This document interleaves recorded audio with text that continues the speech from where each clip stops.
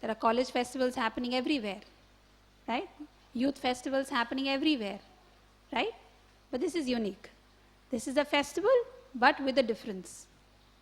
Yes? So today, the topic that we will be discussing for the next few minutes is Unearth the life's greatest treasure. There's a very nice drama which the girls put up. You all liked it? Yeah. Talking about treasure. Huh? Treasure and treasure hunt is a very fascinating thing, right? It has so much of, even when you're young and you read stories and all about finding treasure, yeah? It's very fascinating. I remember that when I was young, when I was in school basically, and my grandmother used to tell, how grandmothers are, they tell you stories about. So she would always tell us a story about one lady was in a village, a native place, around 100 years back. And this was a story that everybody believed in the village. And most of them had seen this, that there was a fisherwoman, and once there was a flood. This is around 100 years back in that area. This is in Karnataka, near Udupi. There was a flood. And in that flood, suddenly when those waves of this, flood was just entering the village, near this fisherwoman, a huge pot of treasure came. They call it something like kopparige. So this was like, and we would be fascinated hearing this story. That she got this treasure, and it was something like nobody could, touch it like that. She could just keep it, and she actually kept, and people who were living at that time actually saw it, that this treasure was something which she could keep near a house, but nobody could touch it because somehow there would be some snakes who would be guarding it. So if anyone goes and touches it, then they would inevitably get a snake bite. So people in that area knew it, and some amazing thing about that treasure was, which this lady possessed, was that if anyone in the village needed something, was in desperate, poverty, then they just had to go near that pot of treasure and, request. And the next day, they would find this gold coins there near the treasure. So this story, when she used to tell us when you were, small, it was so fascinating. You would just think, wow, oh, I wish we also got some pot of treasure, like that. So the word treasure actually evokes a lot of, excitement. But what we will be discussing today is something just more than imagination, something more than just some story. It is something which will be applicable in all of our lives. Yes? So it will not be just one-sided. I would rather love if all of us participate, yeah? Because this treasure hunt was not just in the drama, but we are all going to start hunting now. Yes? Is that okay? Everyone agrees? Okay. So first we'll start off trying to understand, what do we mean by treasure? What is the general understanding of treasure? Yeah? Sorry? Lots of money and jewelry. Okay, yes. Anything else? That was quite apt. Yeah? That basically it means valuables. Yeah? Something very valuable, with something very precious that one possesses. That is called as a treasure, right? And treasure is very synonymous with wealth. Like she said, money, jewelry, this is all wealth. Yeah? So how do you define wealth? Any English students here? English literature? It's not an exam, so just relax. Even those who are not English literature can answer this. How did you define? Just think about it. What do you think? How would you define wealth? Lots of love. Okay. You don't need to money to buy anything. That's very close to the definition. Things in exchange of money. Yes. It's the definition, very, very nicely put, actually, all of you, is that wealth is basically a facility which offers one the power to purchase something which is of value. Yeah? So, it is a facility and the possession of which you can purchase something of value. Yeah? So, just remember this definition because we'll go back to it through our presentation. Yeah? So, what is it? It is basically a facility which offers the power to purchase something of value. Yeah? Something of value, not anything. Yeah? So, money is basically, wealth is synonymous with money. Means if you have more money, that means what you can do? You can purchase more valuable things. Correct? Higher the money that you have, more wealthy you are, that means you can purchase more valuable things. Correct? And the present situation, how is money, how is wealth available? As money. But what is money in the form of? Paper. Correct? It's paper money. But the more paper money you have, the best of cars you can get, the best of houses you can get, right? The best of whatever objects you want, right? But it is paper. Yeah? But if just paper is taken, does it have any value? Yeah? If I am very hungry and I come to your house and you say, oh, Ataji, I'm very rich, just see how much money I have. Yeah? But I am very hungry. By just looking at that paper, will it satisfy my hunger? I start eating the paper, will it satisfy my hunger? No. It's paper. Yeah? But it is valuable. Why? It can't satisfy your hunger. Then why is it valuable? Because you can purchase something valuable. Right? So it's only the purchasing capacity of that is valuable. The thing in itself is not valuable. If you're sick and you need medicines, can you just take that paper money and eat it? Or apply it? No. Earlier, now it's paper money, but earlier it was what? Gold. Right? Gold also, the same thing. Right? If I'm hungry, I can't eat gold coins. It's not going to satisfy my hunger. The thing in itself has no value. But what it can get is what gives it value. Yeah? So this is basically the concept. And it is so powerful in purchasing that people are addicted to it. Yes? Because the more I have, that means more I can have something. I can get something. Right? So that is why they say what? Money is sweeter than honey. Louder. My ears are not functioning properly. So money is sweeter than honey. And they also say that when money talks, everyone walks. Yes? You can get any work done. Have the money, so people, things, everything can be done. Right? So this is basically the understanding of wealth or treasure or money. Yeah? So we go to the next stage where we say, so why are people so desirous of acquiring money? Why? Lead a luxurious life, yes. So why they want to lead a luxurious life? Sorry? To get happiness. To get happiness. But why they want to get happiness? Why they want to get happiness? That is our nature. Yes.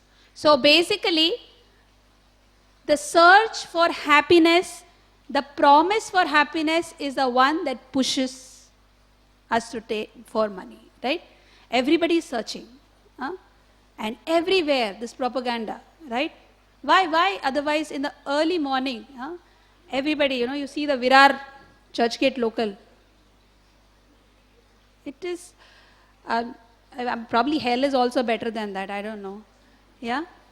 Yeah? So difficult. People are actually, probably some are standing only on one toe. Right? Hanging, risking your life. Huh? Some are here, some are on the windows. Why? In search of what? Huh? It's the search that I will do this, then I will get some money. And then when I have this much money, then I will do this and I'll get more money. Yeah? Yeah. And then my problems will end. Yes? Is that right? Everything finally goes to the point that this much, then more, then I'll be happy. Yes? And everywhere all around, the media, the newspapers, the billboards, what all do you see? Just take this. This is missing in your life. Just this air conditioner. Right? If this comes, then all problems are finished. Right? That's what, all the commercials, all the advertisements, all the billboards are saying what? Just this one thing. Just this car. Yeah? Only this thing. So put all if you have this, then this is actually the treasure that you've achieved. But you have this, then all problems finished. And it's so amazing that they put up this photograph or these billboards of a very happy husband, a very happy wife, and happy children, and they're all smiling, and you're just like this, just sitting in this car, and that's it. This life is just like a bed of roses. Yeah, isn't it? Isn't that how they portray that? Yes? All are commercials. Nobody says you buy this AC and then you will become sad. Everybody's crying. They do that to show some other brand is less. They're crying under one AC, then you take my AC, then you all start smiling. Yes? Or you use that toothpaste, and then you have bad problems, and then you use my toothpaste, everybody is smiling. Yes? And that's it. And this is bombarded again and again and again and again. Probably the first time you see it, you are not like, ache or something else. But 15 times when you see that, then you really start feeling, I think this is the only thing that's missing in my life. Yeah? This is a well that I'm actually missing. Probably this is going to solve all my problems. Yes? Is it true? Yes. So everybody is actually, trying to remind us that, this is what you're missing. Yeah? And that's the whole advertising sector. Yeah? So at the same time, again, there is also like, okay, if you can't buy it, it's fine. You have loans. And how by taking a loan you can be happy? Yeah? It's okay. You can't afford a car, no problem. Buy these loans. Just add this, that's it. And then all your problems are over. Right? And if after all that, still if you feel that you are satisfied, then they'll say, but what after retirement? Yeah? What after retirement? Then what are you going to have? So recently I was seeing some billboards where they're showing one old couple. They're sitting, have you seen this? They're sitting and sipping some cups of something, tea or coffee, and behind there's a beautiful like mountain and there are flowing rivers, and they say retirement. You can be happy like this. Yeah? If you buy this. Yeah? Yes? So you think, wow, this is so nice. That means I work hard now and I collect lots and lots of money, and then I can be like this. Just sit in retirement and just relax. Yes? What a dream. Right? It's amazing, no? It's just so many plans. And then with that dream, with that promise, you just start, day and night, you're putting your life's energy into building up this treasure, right? Collecting that treasure so that I can achieve this. Yes? Yeah? So what is that called? What race is it called that human civilization is running? What is it called? Louder? Rat race. Why is it called rat race? Why not dog race or cat race? Of course it's called dog race also, but rat race. Why? Why? Sorry? Everyone is running. But why specifically rat race? Chased by someone? No. Because rats, when they are running, they don't really see where they are running. Okay? The rat runs because a rat in front is running. You understand? One rat is running because a rat in front is running, so I am running. I don't know where I am running, but the rat in front is running, so I am running. Okay? So that's why it's called as a rat race. Because the present civilization is that nobody thinks where I am running. Everybody is running because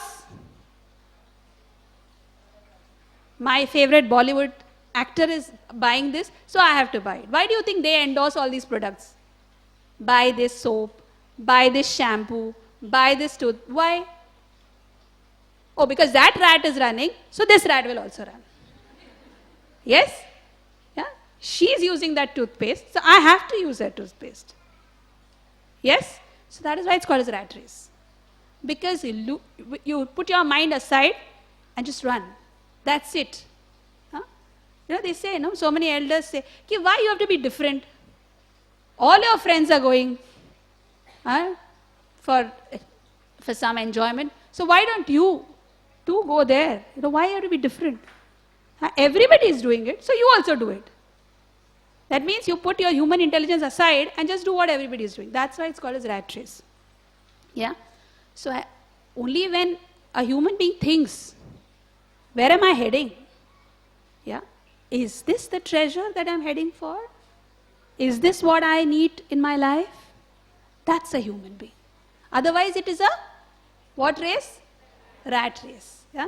There was a very beautiful small anecdote that once there was this very rich industrialist. He was traveling in his car, he's a heavy workaholic, just working day and night, and he had this industry here and there and offices here, and he's going all over the place with lots of money. So one day as he was driving, as busy as he was, he sees at the corner of a road a small farm, and he sees this farmer in the afternoon. He's driving down in the afternoon, and he sees this farmer just lying under a tree, nicely relaxing. And this person, this wealthy man, just gets very irritated. He said, just look at this lazy person. Is this how you waste your time? Just look at me, I'm working so hard. And people should really use their energy to work. Karma yoga. Just work.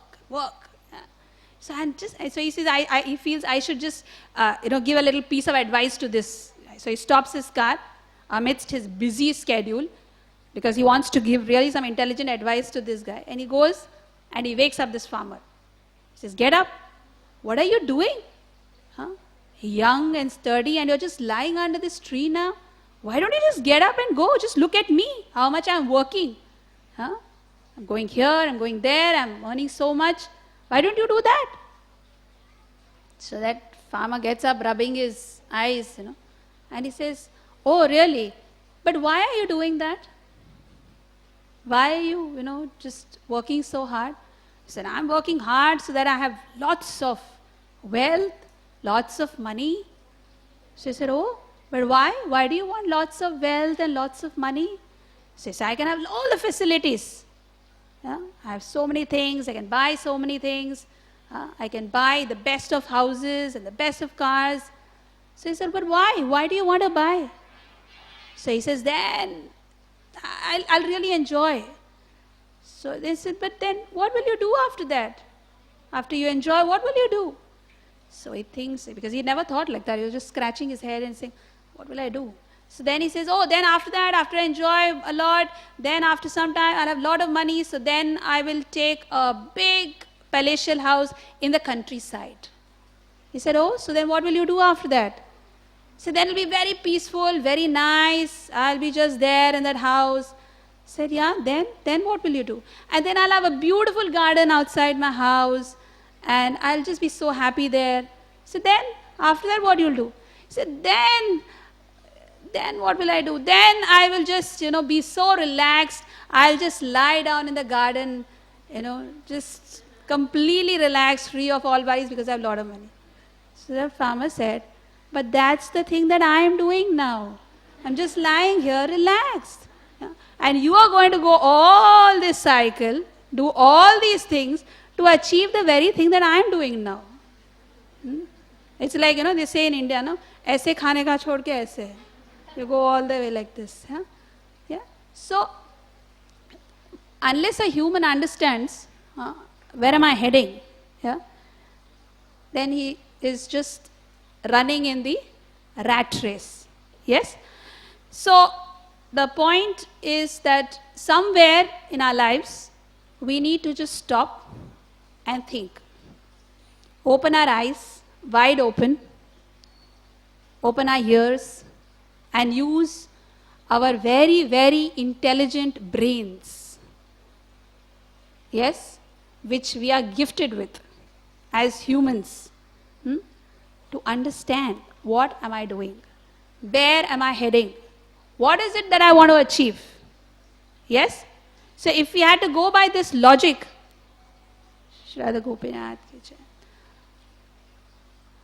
that if I have lots of wealth and lots of pots of gold, then I will be very, very happy. That means that people who have a lot of riches and who are very wealthy should actually be very, very happy. Yes? That means they should have no problems. That means they should be very peaceful. Yes? Isn't that, if that is a formula, that I have a lot of wealth, then I should be very happy. Yeah? So if that is a formula, then people who are very wealthy should be the most happiest, right? It should be directly proportional. More wealth, which means more happy. But is that true? Is that true? Any examples?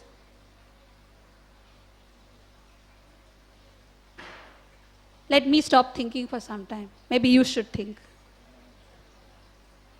Any examples?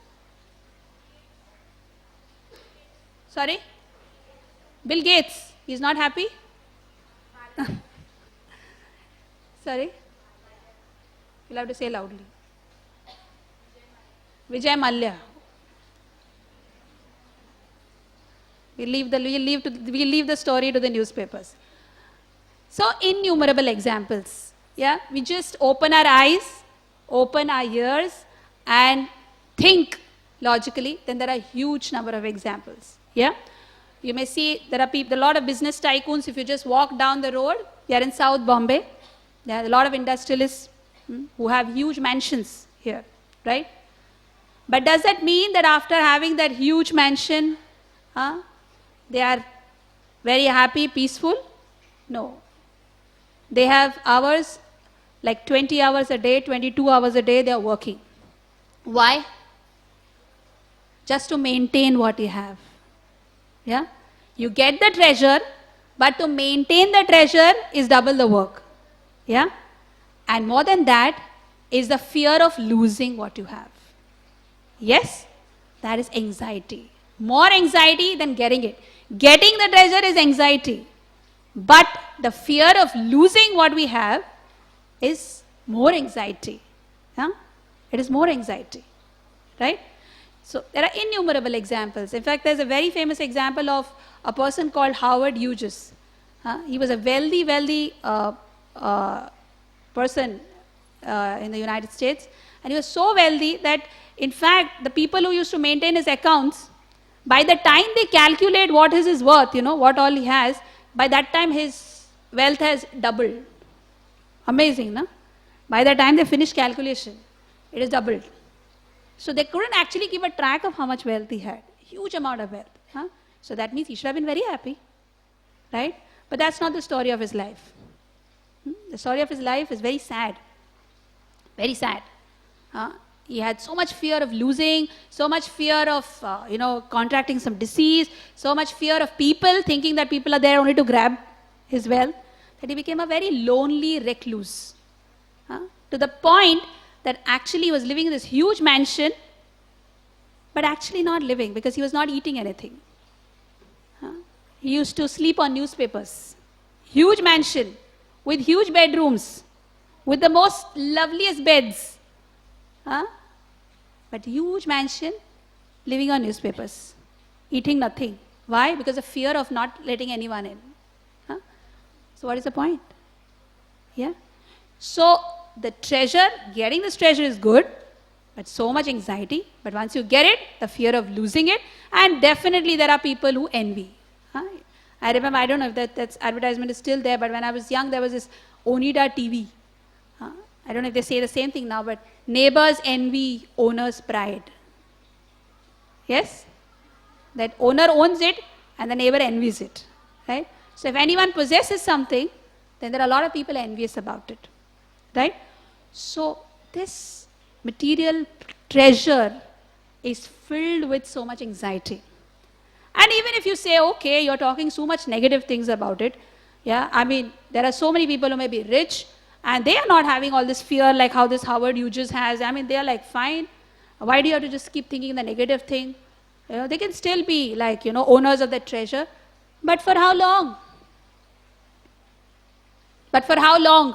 Every year, I think they have this list, right, of the wealthiest people in the world, number 1 to number 10, right? So if everyone who had this material treasure always remained wealthy, then why they need to update the list every year? Why the number 1 position to number 10 keeps changing? Why the number 1 doesn't remain number 1 forever? Why? Competition. Other than that, where is the number 1 of 1950? Is he still number 1? Where is he gone? Huh? Died. So even if nobody else takes it, even if the thieves don't steal it, and the tax people don't, you know, raid your wealth, yeah, and nothing else happens, still who comes? Who comes? Mr. Death. And you can't evade him. Right? You can't. So that number 1 to number 10 doesn't remain. Because whoever one is, however wealthy, has to have an appointment with Mr. Death. Right? So inevitably, that material treasure is taken off. It's just snatched off. Huh? I remember when I was in school, there was this, I don't know if many of you have not even heard the name because you are much later, but there was the United States President was Mr. Ronald Reagan. And at that time, we was so very powerful, you know. The President of the United States. And that time, United States was all its glory, not like now. Okay? So, he was a president. But where is he now? Huh? Alexander the Great. The Great. Who conquered so many lands and everything. Where is he? All the lands are here only. But where is he? Huh? Hitler. Germany is still here, right? But where is he? So time, even if nothing else snatches away this material treasure, time is a destroyer. Death just pulls you away. Whether we like it or we don't like it. Just pulled off. Just snatched away. Right? So, there is this beautiful example of the sand castles. You know, almost most of we have gone to the beach. You know, we play in the beach, make these beautiful sand castles. Yes? When they are, you know, especially children, they make these beautiful, put all their energy, you know, just making this sand castles. Right? Spend so much of time beautifully making, and the parents are just watching how the child is making. Right? And slowly, as the child finishes the castle and is very happy about have built such a beautiful thing, what happens? The tide rises. The high tide comes. And what happens when the high tide comes? What happens? What happens? Someone loud. Sorry? What happens when high tide comes? You build a sand castle and it's on the shore. And what happens when the high tide comes? A wave comes. And wave comes and just finishes off completely that sand castle. It's down completely. And what does a child do? Just cries and cries. Just falls on the ground, is so upset that all the energy that he or she has put into that, within a stroke, everything is off. And the parents, what do? Do they also start crying? No. What do? They just smile, foolish child, doesn't know. They say, it's okay, we can build another one. And just say, okay, it's nothing so great. Yeah? But just ponder over this. This is the story of most of our lives. All our lives, energy, everything we take to build it, decorate it, do so many things, right? Yeah? So much of energy, so many of things, so much of expectations, and you make it, and what happens? One wave. Either the wave of time, death, old age, disease, or someone else comes and takes it off, and it's finished. Yeah? And you feel a lot of pain. It's just treasure is just taken off, just snatched away. You can't stop that wave. When the wave is coming and you know it's coming, you can't just stop it, right? Can you? Can you hold it with your hand and try to stop it? No. Yeah? That's a wave of time. Any treasure, however great, whoever, that's happened in history so far, till date, and it will keep happening. Yes? So, the power of time is so strong. And the pain that we feel, how much pain the child feels? To the extent he's attached to the sandcastle. Right? If someone was like not so attached, he just did it and he knew that at some time the wave is going to come and he's fine. Right? When it goes, he says, okay, it's gone. He may feel a little bad. But when a child is very attached, he just cries and cries. So same thing. Right? The amount of pain is directly proportional to how much we are attached to it. Yes? So this is basically, in brief, what is the nature of this material treasure. Yeah? So just to summarize basically, what is the nature of this material treasure? That it is temporary. Yes? To acquire it is very difficult. It is temporary. And at the same time, it doesn't give us satisfaction. Yeah? There was one a sadhu who actually met a very, very wealthy man and recently. And this wealthy person, he had a lot of wealth. He was a billionaire, very rich. And he very, very frankly admitted to this sadhu that all my wealth is like an ocean of sea water. An ocean of sea water, but it cannot quench my thirst. Yes?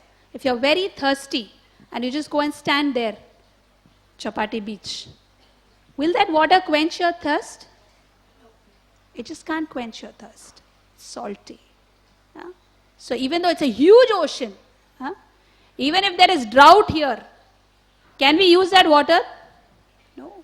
The salty water is of no use.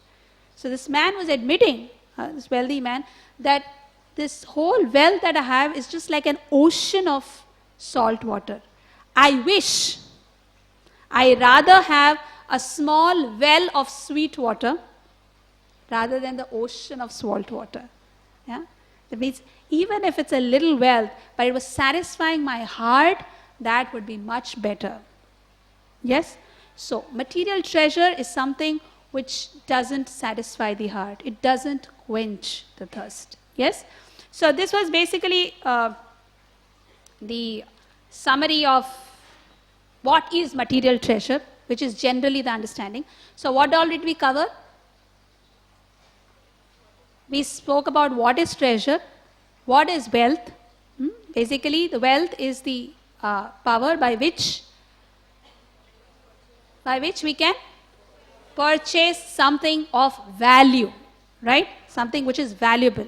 And all this while, we are all thinking that these objects are of value. Yes? But then what is the nature of this material treasure? That it is temporary. Yes? Either it will be taken away, stolen by someone, right? Or time will destroy everything, right? Every time you use it, it's going to keep on reducing. Yeah? And at the same time, it can never give us satisfaction because it has never given anyone satisfaction. Right? Till date. If we want to explore and see ourselves, that's a different thing. Yeah? But till date, it has never given anyone satisfaction. Okay? So that is the nature of material treasure. So today, for the next few minutes that we have, we need to find out that is there some treasure which does not have these flaws? Is there some treasure which is beyond these flaws, that is not temporary, cannot be taken away by anyone, which will always remain with me, which will always increase? Is there some treasure like that? That is what we need to check out. Yes? So far, whatever we have heard about this material treasure, unless we think that let me seek something higher than this, we will be stuck in this mire. Yeah? We will probably be just like running from one commercial to other, thinking, oh, not this toothpaste, but another one. Not this flat, another one. This flat in Borivali is too, maybe I should take one in Altamount Road. Then I'll be happy. Yes? So unless we understand that this treasure has all these problems, we cannot search for something which is higher. Okay? So that was the purpose of spending the last half an hour just understanding that what is the nature. Is it worth trying? Or should we look at something else? Because to understand how to get material treasure, you will have so many books. 10 tips to become a millionaire. Yeah? Yes? So many. Right? But then what we are searching is beyond this. Right? So we need to go deeper. We need to follow a race, not the rat race. We need to stop and we need to think. Right? That is a characteristic of a human being. So the answer, as usual, as we repeat again and again and again, is that just like if you need to understand how a machine works, you have to consult the manual. So similarly, what is applicable for us, this machine of this human body, will be the manual. And what is the manual that we need to refer to? Is the scriptures. Scriptures are like the manual. Every washing machine, everything has a manual, right? So same way, how to live the human life, this machine also has a manual, right? And what is that manual? Those are the scriptures. Yeah? And what do the scriptures say? Do the scriptures give some idea about the treasure? The real treasure? Yes. They give lots of ideas about the real treasure, not just ideas, but fundamental truths. Not imaginations, but realistic fundamental truths. Yes, because who has giving these scriptures? The person who is the creator. The person who has created this creation is telling, here is a treasure. Okay, if I enter your house, yeah, and you tell me, I know where the treasure is because it's my house, so I have kept it somewhere. I say, oh, I don't want to hear. I will search. How successful would I be? Yeah? Very, very, very less chance. Right? So same way, the Lord who has created this creation is giving where is the treasure. Okay?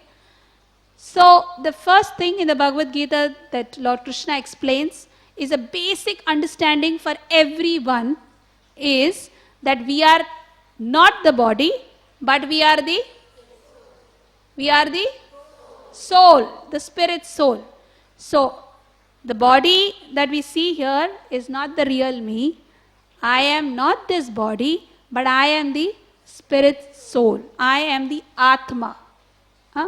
This understanding is the fundamental understanding to understand anything higher.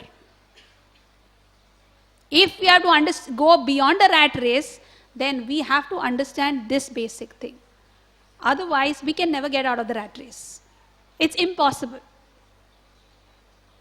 This fact has to be very clear, that I am not this body, I am the soul. Right? And the food for this body is different, the food for the soul is different. It is not the same.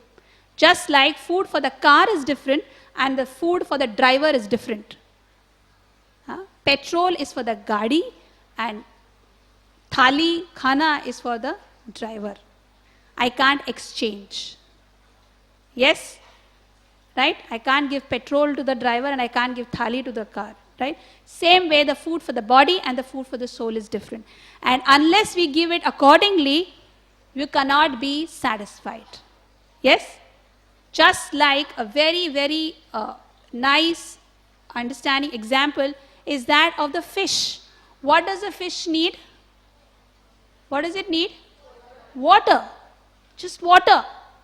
And if I say, oh, what is there in water? H2O. I'll take out the fish. I'm going to keep the fish on a golden throne. I'll put the best designer jewelry on the fish. I'll put a beautiful, designer dress for the fish. Will the fish be happy? No or yes? How many feel yes? Anyone feels the fish will be happy? No. Why? What does a fish need? Water. Water, just water. You don't put anything for it, the fish is happy. It just needs water. Right? The same way, the soul cannot be happy with what you provide for the body. Yeah. Whatever we are trying, these material treasures are for the body. The best car, the best dress, the best house, everything is for this body, but not for the soul. So the wealth that we were talking of, which can get of value, can get all objects of value, but it cannot get happiness. It cannot purchase love. Money, wealth can purchase everything, but not happiness. It's a fundamental truth. Wealth cannot purchase happiness. Wealth cannot purchase love. Yes? And the soul is seeking for that love. Just like the fish is seeking for water. So the position of the soul is Jivera Swarupahoy Krishnera Nityadas. It's seeking for love. Not just some temporary love, but eternal love. That is its constitutional position. And once that is achieved, the soul is satisfied. Just like you put that, fish which is struggling, you put in water, immediately happy. Yes? Immediately situated. The soul, when it connects to the Supreme Lord, connected to that love of the Supreme Lord, immediately satisfied, immediately happy, doesn't need anything else. It just doesn't need anything else. Yes? That, the scriptures say, that is the real treasure. That is spiritual treasure. What is that? Love of God. Once one achieves that, Golokera Prema Dhan, the treasure which is coming from the kingdom of God. So even in the Bible, Jesus mentions that. That do not put your treasure in this world because it will be taken away by rogues. I'm not sure of the wordings. But put your treasure in the kingdom of God. Because where your treasure is, your heart is. So we need to understand where is that treasure. So the real treasure, the spiritual treasure is in connection. The love of God is a real treasure. That is when the soul will be satisfied. Completely peaceful. In connection with the Supreme Lord. Yeah? So, where to search? Where do you have to search for this real treasure? Now you understand what is real treasure. That you have to connect with the Supreme Lord. The love of the Lord, love of God is the highest treasure. So where do I search for it? Where should I go? Where should I go? To the Himalayas? Huh? You don't have to go anywhere. It's situated within you, in our hearts. That is why the topic was Unearth, life's greatest treasure. Huh? Just unearth it within our own hearts. You see the darshan on the altar on our left hand side. Maybe if you can't see clearly now, maybe later. But there are two personalities on the left hand side. Huh? And they are raising their arms and they are dancing very blissfully, very happily. Huh? Anyone doesn't know who they are? Everybody knows who they are? On the left here. Can you raise your hands who don't know who they are on the altar? Yes. They are two personalities called Chaitanya Mahaprabhu and Nityananda Prabhu. That is Krishna and Balaram. They have come in this Kali Yuga to just break open this real treasure. Yeah? Just imagine a treasure house which is filled with treasure to the brim, and someone just breaks it open and just distributes it. Just take it. Whoever, wherever, just take it. So these are the two personalities. They have just broken open the treasure house and they're just distributing it.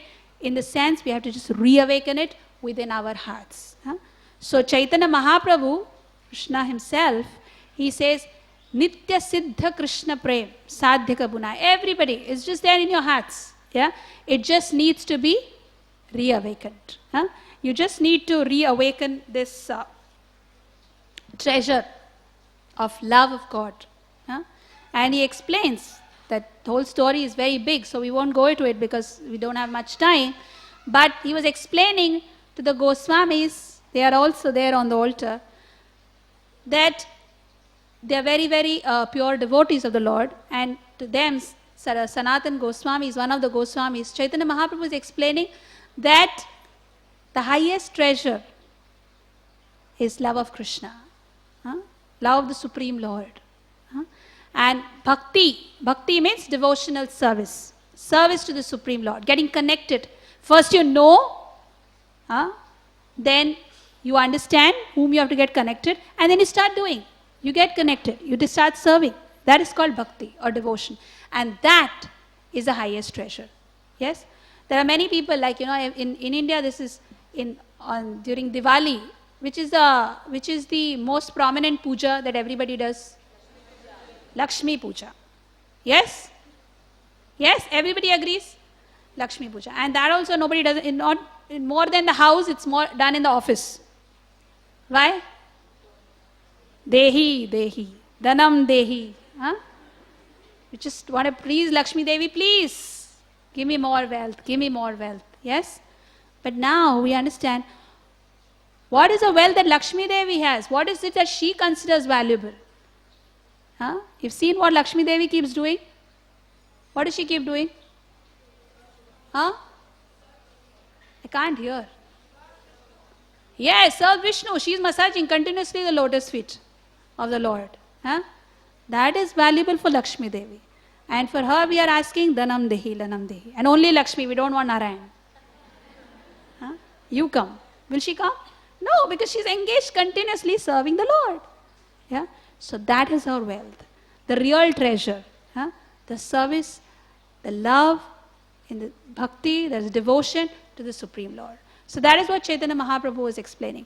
So we'll quickly, now that you've heard the whole class, even if you forget the whole class, yes, but we'll quickly just differentiate, you will differentiate, I will just count, differentiate between material treasure and spiritual treasure. Yes? So what is the first difference? Loudly, 1%. Yes, material treasure is temporary and spiritual treasure is? Agreed? Okay. Second, material treasure can be stolen, it will be taken away, either someone will steal it or time will take it away, whatever. It will be lost. But spiritual treasure just cannot be taken away. That is why Lord Krishna explains in the Bhagavad Gita, Neha Vikrama nasosti pratyavayo na vidyate. Swalpam apiyasya dharmasya trayate mahato bhaya. That is, even a little on this path, even little treasure you obtain. We may not become, completely got that treasure, but still there is no loss. Huh? But here in the material treasure, if you've got your PhD and if you've got a lakh of rupees, then the next birth that you take, nobody says, "Acha, aapka bank balance mein already 1 lakh rupiya hai." We start from 1 lakh 1. It doesn't happen like that. But spiritual treasure is like that. Spiritual treasure is not lost. You finish 20%, very good. We start from 21. It's not lost. So that is the second difference. First was it's permanent. It's material treasure is temporary. Spiritual treasure is permanent. Second is that material treasure can be taken away, whereas spiritual treasure, nobody can take it away. Yes. And the third difference? Sorry? It cannot be?